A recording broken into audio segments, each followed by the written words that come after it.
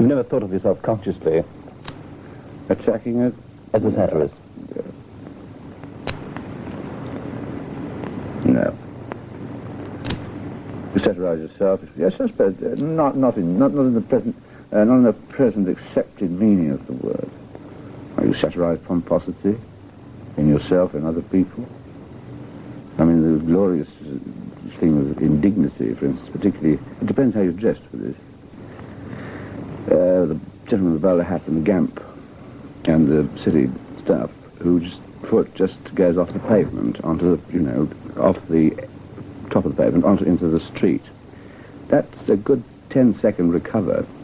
It takes you about 10 seconds to get any sort of smooth angle on again. Now, if it happened to a tramp, nobody would care very much, neither would he. You've got to be dressed for these things. Is dignity made absurd? Oh, sure. Yes. There were elements of satire, of course, in the cabaret show you did at the Talk of the Town fairly recently. How did you find, this is a big change for you, now, working to a nightclub audience, I would assume a sophisticated and slightly demanding audience that paid money and that had lots to drink. Did you find them difficult? No, at no time. As a matter of fact, in the end, I used to encourage them to have a go. To have a go?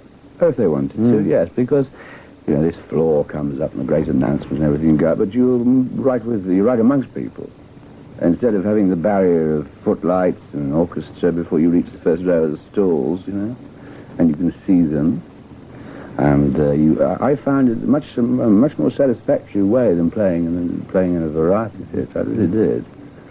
You said earlier on... It's only, actually, may I come back to that? It really is a full cycle. It's a form of music hall. Because now it's dark blue suits, smoked salmon, and before it was cheese sandwiches and flat hats. There's no difference, really, because people look different, a little more affluent in our affluent society. It's music hall dressed up. Really? I was saying, you said earlier that you didn't see yourself as being particularly versatile, and you seem to be stretching your talents in all directions at the moment. You're about to do a musical called Noah. Yes. Yes. Had you always wanted to do a musical? Well, this, well,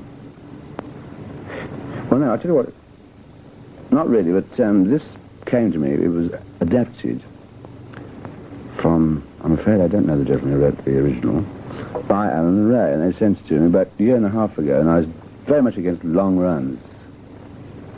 But I think this is a personal change. This I don't mind. I want to go on with Noah till the end, and if they want to make a film of it, I want to be in the film, and so on.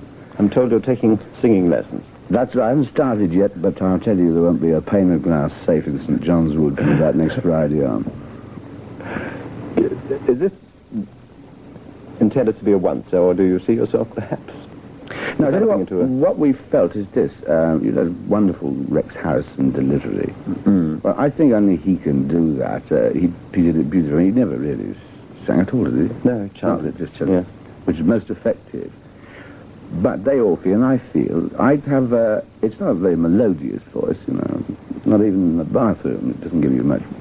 But I have a good sense of pitch, I think, and it's fairly strong, and if they feel that if I can actually really carry the role properly, the alternative is the sort of Harrison method or an attempt at it. But if I really can do that, it would have a certain surprise element which would be valuable. And I agree. So it's the scales for me from now on. How do you feel, Tony, these days about the press, the show business press? How do you think they've treated you? Well, I think pretty well on the whole, shall we say, it's rather difficult.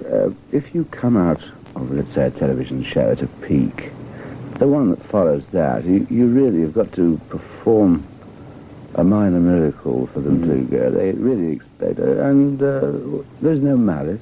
They have a right to say what they feel. This I don't regret. The worst criticism I ever had in my life was a paper seller. I used to go and pick the papers up from him in the morning, and he was always marvellous. He was a great fan, you see.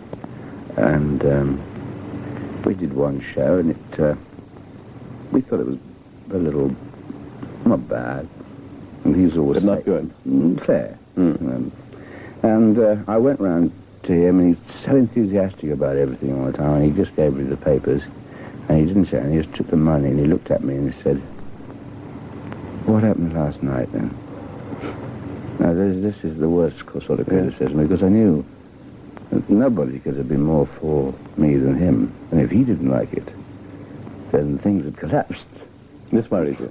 Oh, You had a reputation, or perhaps the newspapers gave it to you once, of being a compulsive worrier. Were you, and are you still? compulsive worrier. No, I think that at the beginning, we tried to get, by we, I mean the people directing, writing, tried to get the show as perfect as it could be within a week. It's a very short time to get a good hour of comedy. I think anybody who finds, I think television is the toughest medium of all. One would always like 10 days instead of 7. Even that would be something. I mean, in Hollywood, for instance, they get into the set on Monday for transmission on Thursday. So they've been working in the set all the time. It's an immense help. Yeah, yeah. So the stress of television, does this still trouble you? No, not anymore. But it, of course, it's the same as people say on a film set. There's no excitement. Of course it is when they say, all right, bring the doors down, and everything goes down, everything gets quiet, the sound, right, things. Then some gentleman of 17 with all the pimples goes crash in front of your face like this. Please don't do that. And then it's first action, and it's all there, and done and finished and print, and you think, what happened? What went on? You know, that's the bloke. He really bothers me. Yeah. That with the guillotine. Yeah, oh. Would you like to do Hancock again for television? Well, I am it, you see. Perhaps it's a little extended, it's what I really am, but not very much.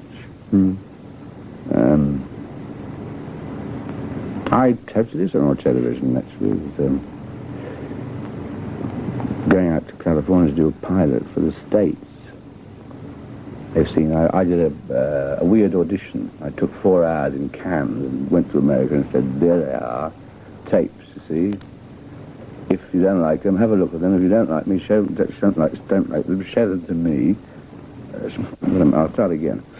If you don't like them, just tell me the way to the airport and I'll take them home again. Yes. And I did this at my own expense about 2 or 3 times, and finally it came off, you know. They particularly went for a thing like the blood donor. I don't know whether you ever saw Yes, I did. that. Yes. Which is a fairly gruesome but nevertheless international subject. Yes. And that was the one that really sold it. They didn't find the humour too national. Well, no, you see, apart from that, by this time they have been Beatleized completely. Of course. I never thought that I would ever ride along in Hollywood hearing, Mrs. Brown, you've got a lovely daughter.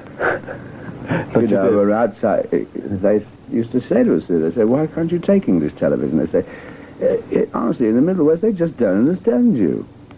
So I can hardly understand you. I mean, we're just talking like this. So that was their big thing. Anyway, the 4 boys went over there, and all of a sudden, Liverpool's the big deal, you see, and there's been a tremendous breakthrough for English people. What's generally is best. Yes. True to the earth. Do you have a major regret about your life or about your career? I don't think so. Not at all, no. I think you just, just like life, you play by ear, and you have no choice anyway. This is a bit of a chestnut, this question, the last one. We're told that most comedians are frustrated tragedians. Did you ever want to play Hamlet? No, I did not, and neither have I ever known any comedian who ever did, but we seem to be the sort of poor relatives in this game. This annoys me.